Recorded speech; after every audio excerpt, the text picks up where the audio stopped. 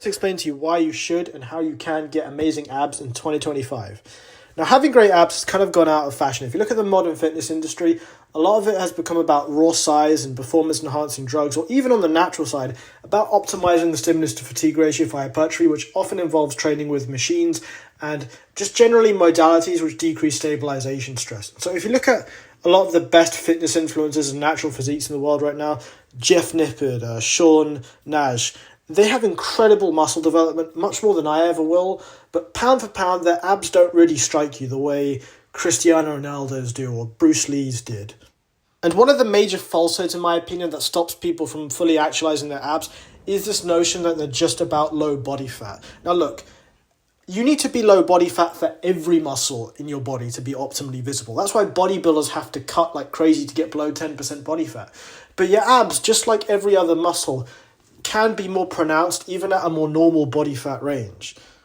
And the second limiting belief is this appeal to second-hand training, this notion that abs get sufficient stimulation from bracing during compound lifts. Now look, this is like saying walking is enough for your legs. Yeah, it's better than nothing, but your abs are a very complex, multifaceted muscle group that can go through multiple ranges of motion. And if you want to deeply stretch every part of your core, simply bracing during a deadlift is nowhere near enough. Abs need dedicated training, and you can't train them like any other muscle because mechanically they just don't function that way. You can't grip, a dumbbell with your abs the way you can with your arm. What I mean to say is you can't add weight to an ab exercise without incurring significant isometric stress in the supporting muscle groups like your neck and your grip, making the stimulus to fatigue ratio compared to like a squat or even a weighted dip significantly worse.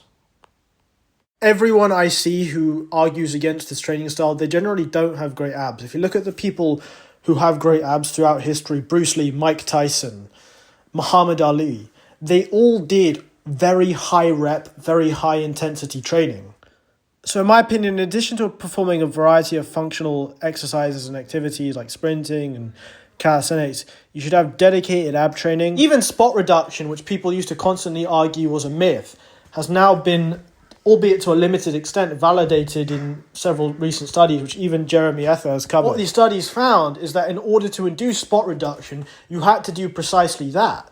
Strength endurance training, you had to do high repetitions, you had to have low rest times. It had to be essentially a form of resistance cardio for your abs, and that actually induced preferential fat loss in the abdominal region. Bottom line, don't let anyone tell you that training abs is a waste of time. Don't let anyone tell you that training with low rest times and high volume is a waste of time. And don't let anyone tell you that you have to be a bodybuilder. You can train with athletic integrity and still build a very aesthetic physique.